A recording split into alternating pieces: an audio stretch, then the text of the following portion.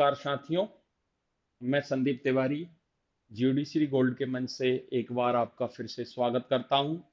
तो दोस्तों, हम लोग जो चर्चा कर रहे हैं, हम पिछली वीडियो में हमने जहां आपको आरजीएस 2024 को लेकर के जो हिंदी के मोस्ट इम्पॉर्टेंट एमसीक्यूज हैं हम लोग डिस्कस कर रहे हैं। आपके सिलेबस के अकॉर्डिंग जो भी प्रश्न बनते हैं, किस प्रकार से प्रश्न बनेंगे, तो आइए दोस्तों देखते हैं। इसी क्रम में आपका जो जुडिशरी का जो हिंदी का जो पार्ट है, उसमें जो है एक टॉपिक हिंदी व्याकरण से क्या टॉपिक है आपका? हिंदी व्याकरण से वचन का टॉपिक भी है। क्या है? वचन का टॉपिक। यहां पर प्रश्न है, देखिए, कौन सा शब्द है जो प्रायः एक वचन में प्रयोग होता है? अब देखिए, कुछ शब्द ऐसे होते हैं जो निश्चित एक वचन में प्रयोग होते हैं, और कुछ शब्द जो हैं वो निश्चित बहुवचन में प्रयोग होते हैं, और कुछ ऐसे शब्द भी होते हैं दोस्तों जो केवल केवल एक वचन में ही प्रयोग होते हैं या फिर बहुवचन में प्रयोग होते हैं। यहां पूछा गया है एक वचन में, प्रायः एक वचन में। तो देखिए कौन सा शब्द हो सकता है?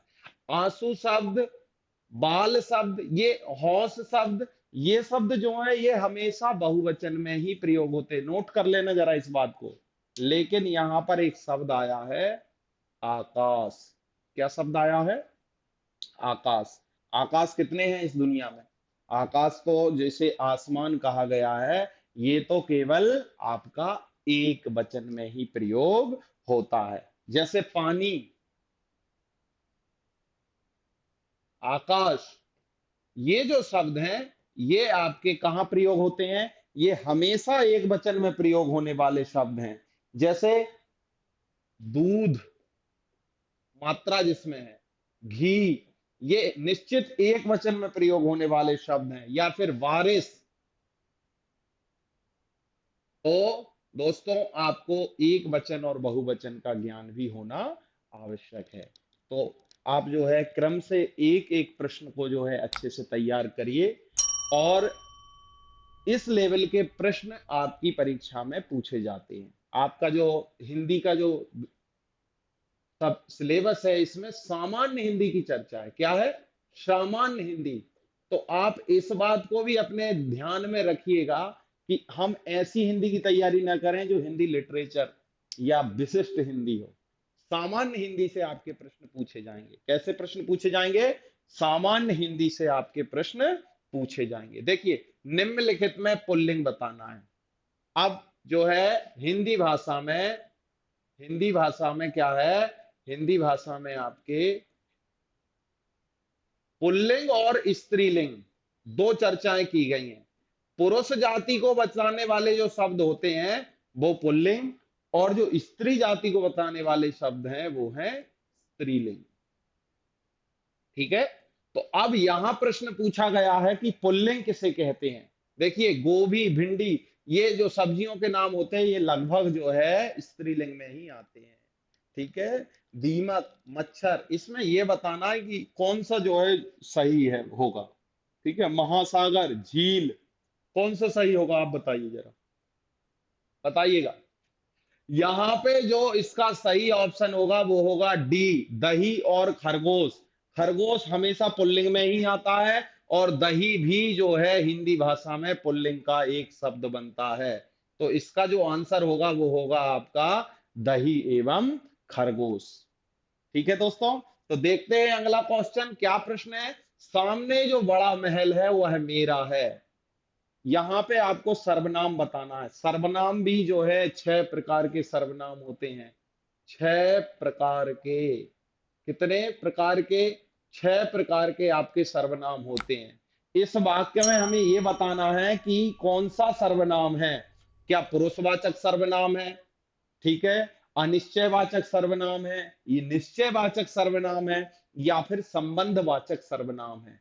तो कौन सा सर्वनाम होगा? वह मेरा है। ऐसा जब अगर वाक्य आ जाता है, यह मेरा है, यह उसका है, तो इसमें निश्चितता हो रही है। इसमें क्या कंफर्मेशन हो गया है कि ये इसका ही होगा। इसका जो सही आंसर हो जाएगा जो है सर्व। अगर यहां पर बात होता सामने जो बड़ा महल है किसका है, तो क्या हो जाता, अनिश्चयवाचक हो जाता। तो निश्चय और अनिश्चय, इसमें जो है दोनों में अंतर यह है कि जिसमें निश्चितता की बात होगी वो निश्चयवाचक होगा, और जहां अनिश्चितता की बात होगी वो अनिश्चयवाचक सर्वनाम होगा। नेक्स्ट देखते हैं जरा, आदर का विशेषण बताना है। विशेषण बहुत जो है इंपॉर्टेंट टॉपिक है आपके हिंदी ग्रामर में। विशेषण को लेके तो प्रश्न बनते ही हैं। जो शब्द क्या करते हैं, जो शब्द संज्ञा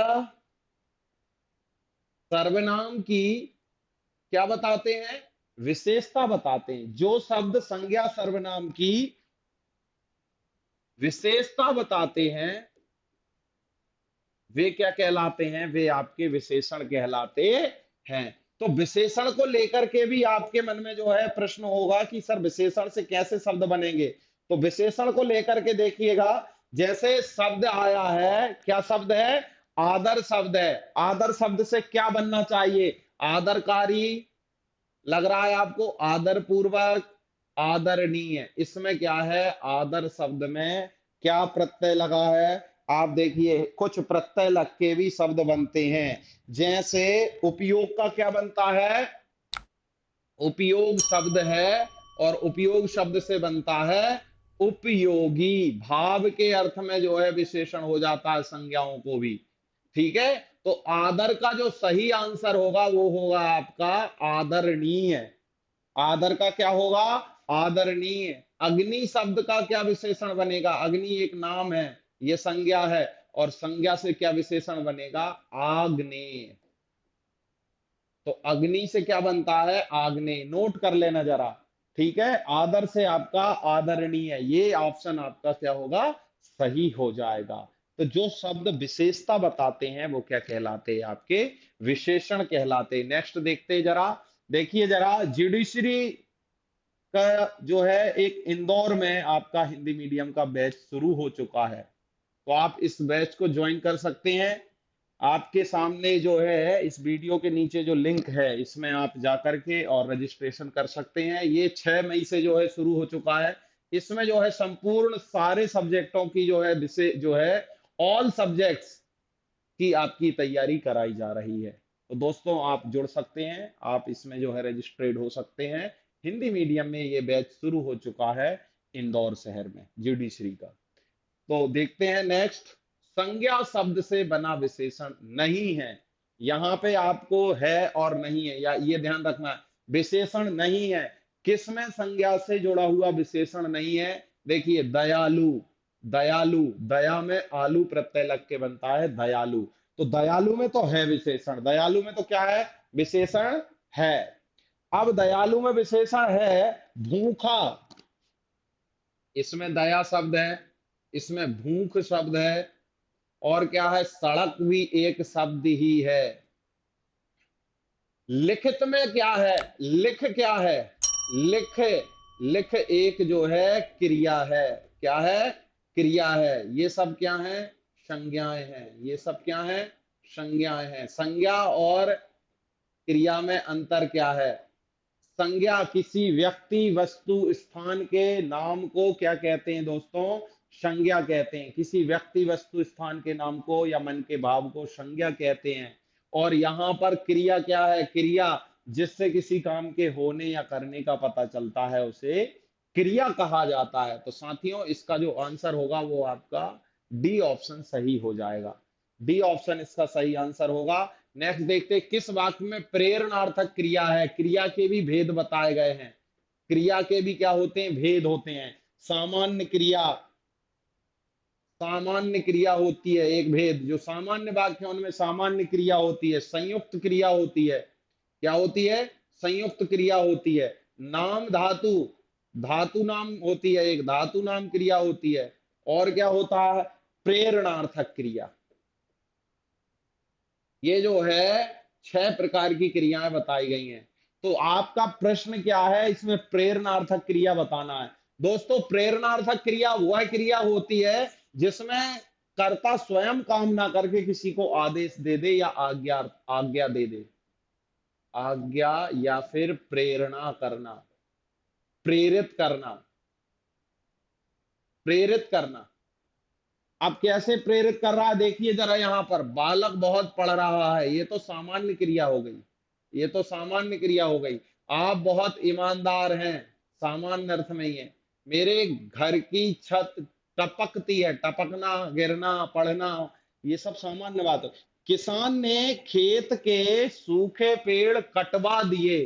किसान ने स्वयं नहीं काटे हैं पेड़, किसान जो है स्वयं इसको क्या कर रहा है, क्रिया को नहीं कर रहा है, प्रेरणा कर रहा है किसी और से, क्या कर दिए, सूखे पेड़ कटवा दिए। अब जब सूखे पेड़ आपने कटवा दिए तो इसमें आपके क्या हो जाएगी, आपकी प्रेरणार्थक क्रिया हो जाएगी। ठीक है। मैंने माली से बगीचा साफ करवा दिया। माली से करवाया मैंने, तो इसमें जो है क्या हो गया, आदेश हो गया, प्रेरणा हो गई, और प्रेरणार्थक जो है क्रिया का प्रयोग हो गया। ठीक है। एक होती सामान्य करना, और प्रेरणार्थक क्या होगी, कराना, करना और कराना, पढ़ना, पढ़ाना। ठीक है। हंसना, हंसाना। तो यहां पे हंसना सामान्य क्रिया है, और हंसाना आपके प्रेरणार्थक क्रिया हो जाएगी। दोस्तों आ गया होगा, आई थिंक आपको समझ में आया होगा कि प्रेरणार्थक क्रिया क्या होती है। प्रेरणा मतलब कर्ता स्वयं क्रिया को ना करके किसी और को आरोपित करता है, प्रेरणा करता है, वह जो है प्रेरणार्थक क्रिया कहलाती है। साथियों नेक्स्ट देखते जरा, किस वाक्य में अकर्मक क्रिया नहीं है, किस वाक्य में अकर्मक क्रिया नहीं है। क्रिया के दो भेद होते हैं, क्रिया के दो भेद होते हैं। क्रिया के कितने भेद होते हैं, दो भेद होते हैं। देखिए साथियों, इसके जरा हम इसमें देखेंगे, फिर आपको मैं बताता हूं कि क्रिया के कैसे दो भेद होते हैं। युवक टहल रहा है, हरदेव सोता है, रमेश ने मुझे पत्र लिखा, शेखर कार जो है कार में चलता है, कार में चलता है। ठीक है, इसको नोट कर लेना, कार में चलता है, रमेश ने मुझे पत्र लिखा। इसमें अकर्मक क्रिया बतानी, अकर्मक और सकर्मक क्रिया के दो भेद होते हैं। एक होता है अकर्मक क्रिया, एक होता है आपका सकर्मक क्रिया। अब दोस्तों हमें यह समझना है कि अकर्मक और सकर्मक होता क्या है। अकर्मक क्रिया जिसमें कर्म का अभाव होता है, क्या होता है, कर्म का अभाव होता है, वह जो है अकर्मक क्रिया होती है। और जो क्रिया कर्म के साथ होती है, कर्म के साथ होने वाली क्रिया क्या कहलाती है, आपकी सकर्मक क्रिया कहलाती है। यहां वाक्य में देखेंगे, युवक टहल रहा है, इसमें कोई कर्म नहीं है, युवक क्या कर रहा है, सीधा क्रिया कर रहा है, इसमें बीच में कर्म नहीं आया, तो ये आंसर नहीं होगा। हरदेव सोता है, सोना क्या है, क्रिया है, हरदेव एक कर्ता हो गया, इसमें भी कोई कर्म नहीं है, ये भी आपका आंसर नहीं होगा। रमेश ने मुझे पत्र लिखा, शेखर कार में बैठा, यहां भी कोई क्रिया नहीं है, इसका आंसर हो जाएगा आपका सी ऑप्शन सही हो जाएगा।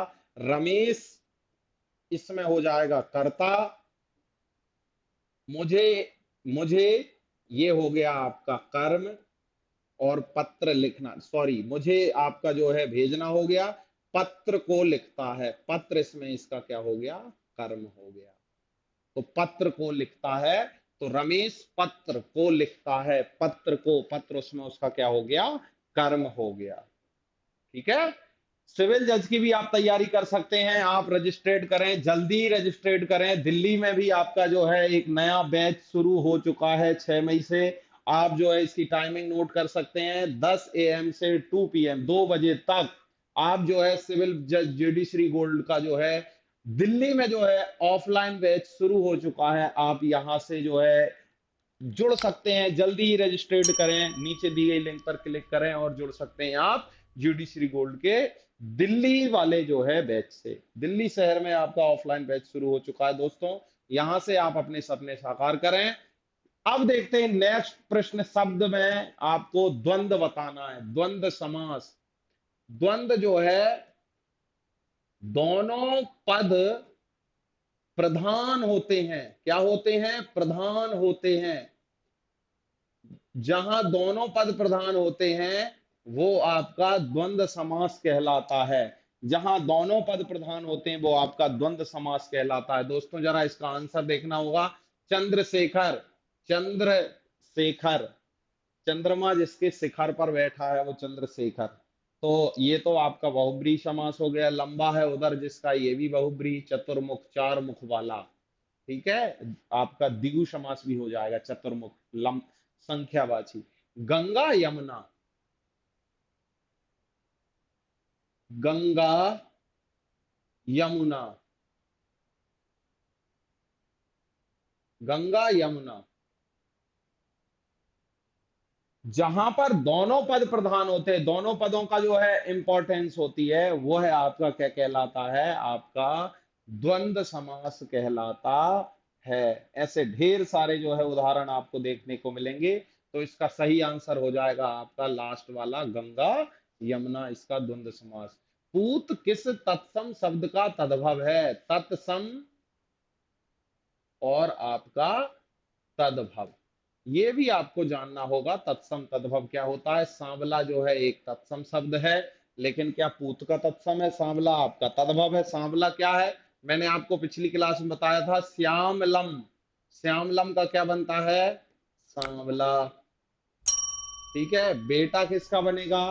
पुत्र, पूती। क्या है इसमें, क्या होगा? तो पुत्र शब्द से जो है पूत शब्द बनता है।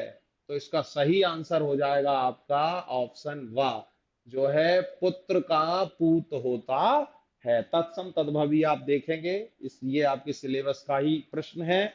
निम्नलिखित वाक्य में वाच्य बताना है। कर्तृवाच्य,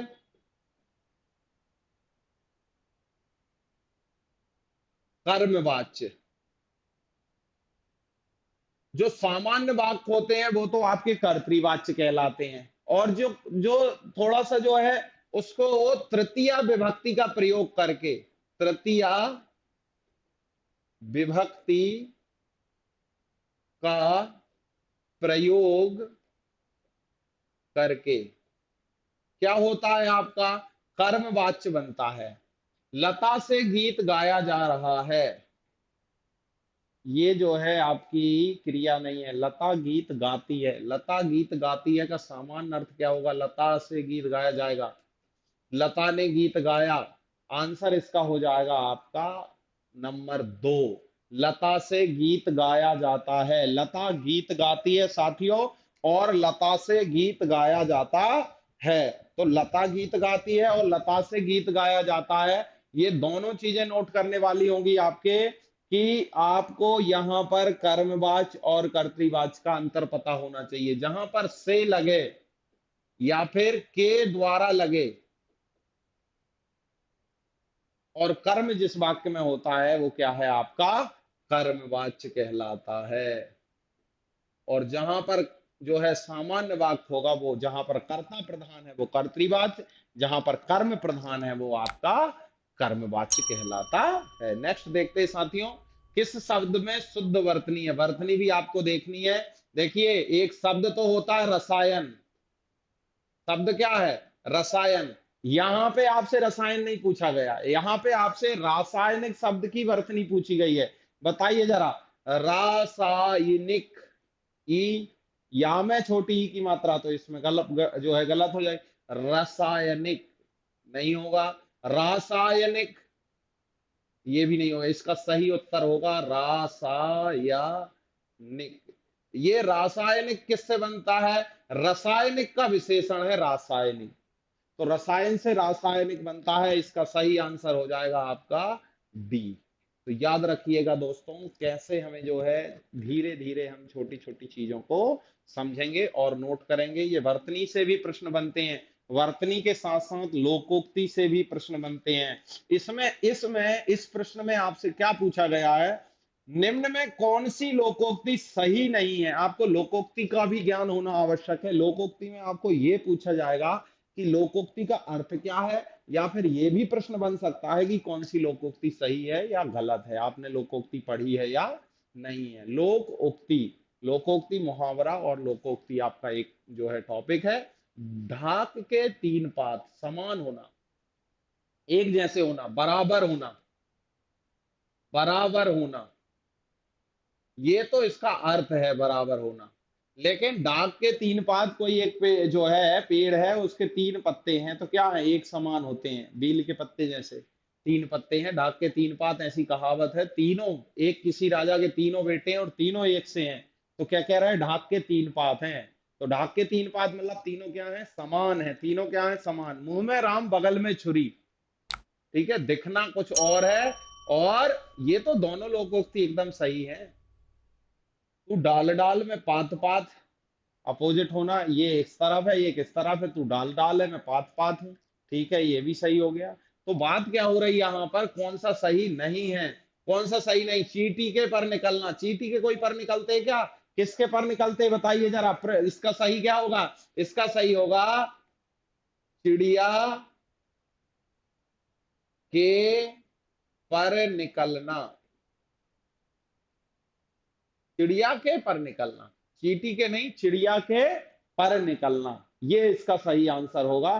12 नंबर प्रश्न का लोकोक्ति है आपकी, कौन सी लोकोक्ति सही नहीं है, चींटी के पर निकलना, ऐसा जो है लोकोक्ति गलत होगी। चिड़िया के पर निकलना, जो आदमी ज्यादा उड़ता है ना तो कहते हैं तेरे पर निकल गए, या पर निकलना मतलब जो है हवा में उड़ना। बच्चे खाना खा रहा है, देखिए वाक्य शुद्धि, वाक्य शुद्धि दोस्तों आपका बहुत इंपॉर्टेंट टॉपिक है, और यहां से प्रश्न बनते हैं, बनते ही हैं, वाक्य शुद्धि से आपके प्रश्न बनते हैं। 100% जो है, पहले के जो है प्रीवियस ईयर में भी ऐसे प्रश्न बने हैं। वाक्य शुद्धि को लेकर के हमें कौन कौन सी सावधानियां रखना चाहिए, तो वाक्य में आपको वचन संबंधी शुद्धि हो सकती है, लिंग संबंधी शुद्धि हो सकती है, कारक संबंधी शुद्धि आपको पढ़नी पड़ेगी, विभक्तियों से संबंधित आपको शुद्धि आनी चाहिए। ये कुल मिला के आपको ये इंपॉर्टेंट चीज है। और आपको विशेषण, संज्ञा, संज्ञा से लेकर के सर्वनाम को लेकर के, संज्ञा को लेकर के, संज्ञा, सर्वनाम और विशेषण, तो यहां से आपको इतना ज्ञान अगर है तो आप आपकी वाक्य शुद्धि सही कर सकते हैं। वाक्य शुद्धि में आपको ये पूछा जाए, देखिए बच्चे है, बच्चे शब्द जो है वो बहुवचन का शब्द है, बच्चा का बच्चे होता है, खाना खा रहा है, बच्चा खाना खा रहा है ऐसा होगा ना, बच्चों खाना खा रहा है, बच्चे खाना खा रहा है, बच्चे खाना खा रहा है, क्या होगा, क्या होगा, आप बताइए जरा सही क्या होगा, बच्चे खाने को खा रहा है, इसका आंसर होगा 3 नंबर, इसका सही आंसर हो जाएगा बच्चे खाना खा रहे हैं।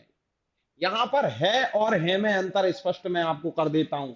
है एक वचन होता है, ठीक है, वह एक पेड़ है, और यहां पे जब जैसे ही मैंने, यहां मैंने आपको सिंपल है लिखा, ये है, और वे पेड़ हैं, यहां पे जो डॉट लग गया, तो है एक वचन और इसका बहुवचन होता है हैं, ये जो डॉट लगता है इसका ध्यान रखिएगा, एक वचन बहुवचन ये भी आपसे पूछा जा सकता है वाक्य शुद्धि में। एक वचन में है और है, ये भी एक अंतर होता है, आपकी हिंदी ग्रामर का ही है जो जरूरी है, तो मैंने आपको बताना जरूरी समझा। देखिए नेक्स्ट, इनमें अपादान कारक की विभक्ति तय करनी है आपको, ये आपका जो है एक यूनिट है आपकी परसर्ग। आप देखिएगा जरा अपना सिलेबस, आरजेएस का आप सिलेबस देखेंगे, उसमें आपको मिलेगा परसर्ग, क्या मिलेगा आपको, परसर्ग। परसर्ग क्या होता है, परसर्ग विभक्तियों के जो चिन्ह होते हैं, विभक्ति, विभक्ति चिन्ह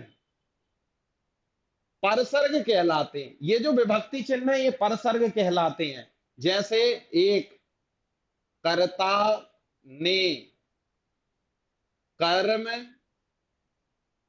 को कर्ण से के द्वारा संप्रदान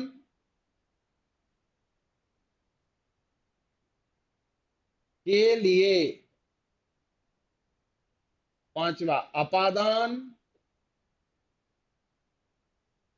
से अलग, ठीक है, और छठवा होता है आपका संबंध ये नोट कर लीजिएगा जरा, का, के, की, और सातवां होता है आपका अधिकरण।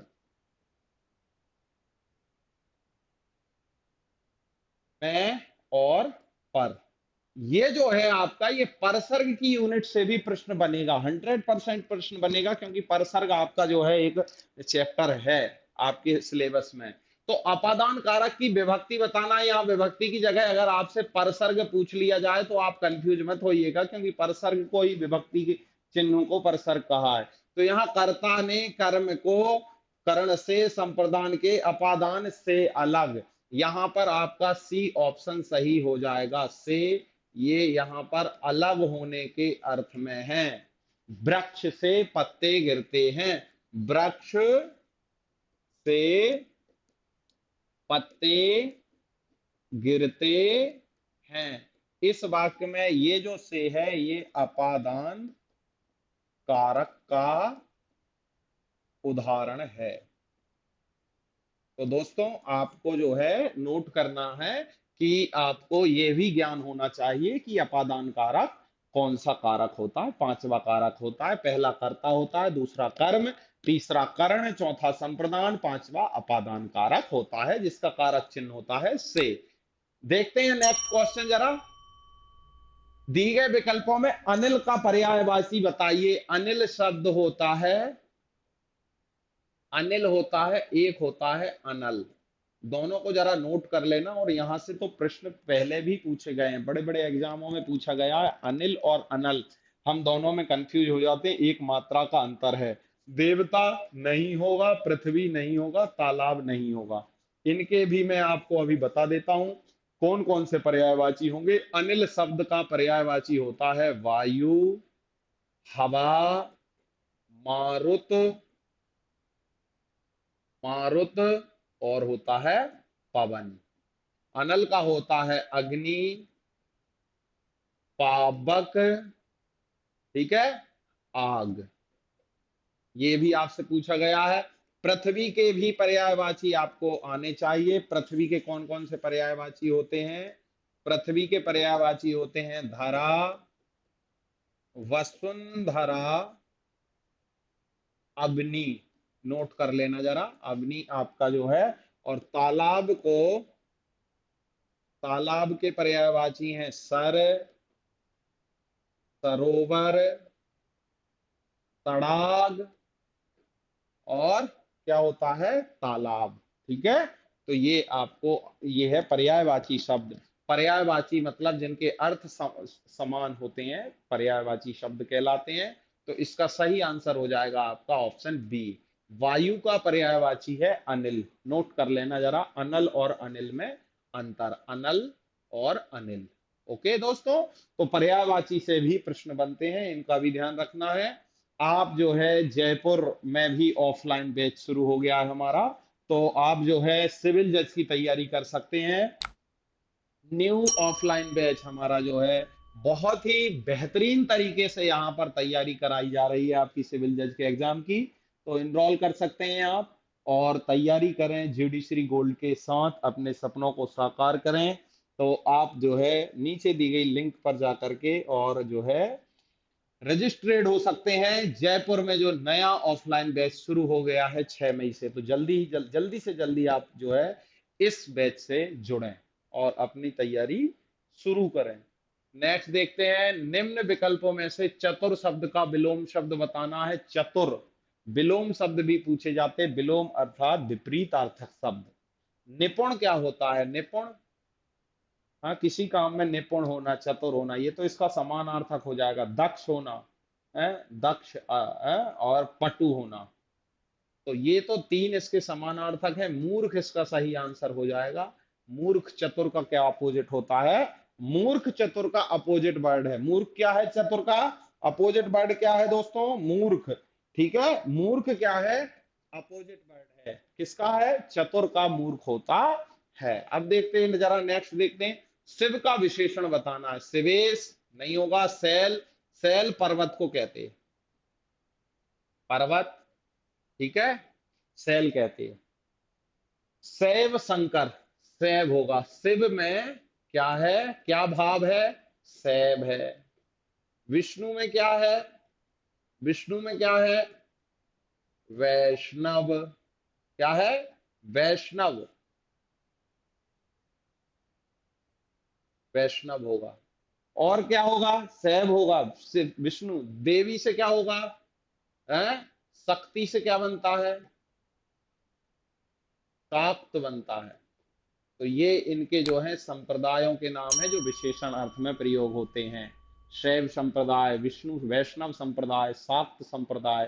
ठीक है, तो आप जो है विशेषण का विशेष ध्यान रखेंगे, विशेषण की तैयारी करेंगे। नेक्स्ट देखते हैं जरा कौन सा प्रश्न है, इनमें से कौन सा युग्म गलत है। निशान चिन्ह एकदम सही, नारी स्त्री अहंकार मद, ये तो आपस में पर्यायवाची हो गए।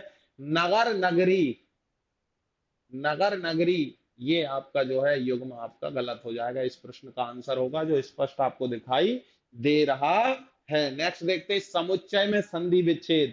संधि विच्छेद से भी प्रश्न बनेंगे। संधि विच्छेद दोस्तों जरा मुझे बताइए इसमें कौन सी संधि है, संधि बताइए। समुच्चय, सम उत आय, सम उच्चय, सम उच्चय, क्या बनेगा, सम तो उपसर्ग हो गया और प्लस उत भी इसमें उपसर्ग हो गया और आय, ये इसका सही संधि विच्छेद होगा। दोस्तों जरा नोट कर लेना, सम उत आय समुच्चय इसमें जो है इसका सही विच्छेद होगा। संधि विच्छेद से भी प्रश्न बनेंगे। मैंने संधि को लेकर के बहुत अच्छे तरीके से आपको पहले की वीडियो में भी समझाया है। नेक्स्ट देखते हैं, नमक मिर्च लगाना का सही अर्थ होगा, क्या अर्थ होगा, नमक मिर्च लगाना, खाने में नमक में मिर्च डालना, दुख को बढ़ावा देना, घुमा फिरा कर कहना, बढ़ा चढ़ाकर कहना। इसका आंसर आपके सामने है, बढ़ा चढ़ाकर कहना। जो मुहावरे होते हैं, जो मुहावरे होते हैं दोस्तों, वो विशेष अर्थ को प्रयोग करते हैं, विशेष अर्थ। अब आप कहेंगे क्या होता है सर, एक होता है आपका सामान्य अर्थ, सामान्य अर्थ। तो सामान्य अर्थ क्या है, नमक मिर्च लगाना, मतलब किसी चीज में कोई जो है कोई खाने की डिश है उसमें नमक मिर्च लगाना, ये तो उसका सामान्य अर्थ हो गया।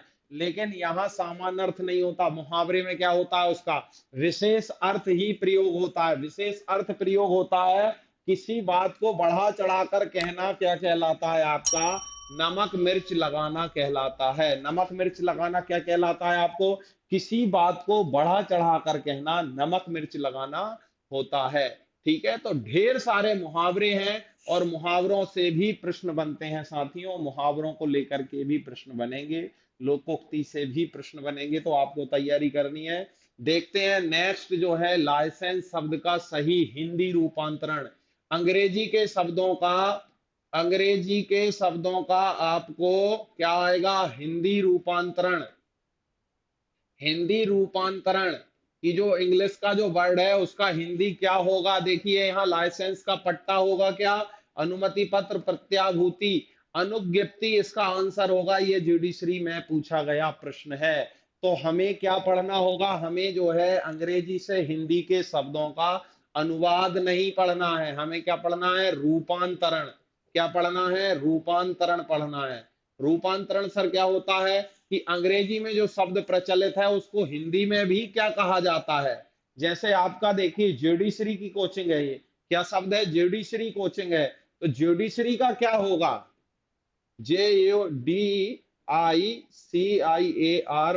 जुडिशरी का क्या होगा हिंदी, हिंदी क्या होगा, तो जुडिशरी का जो हिंदी होगा वो होगा आपका न्यायपालिका, ये इसका सही शब्द हिंदी का रूपांतरण होगा।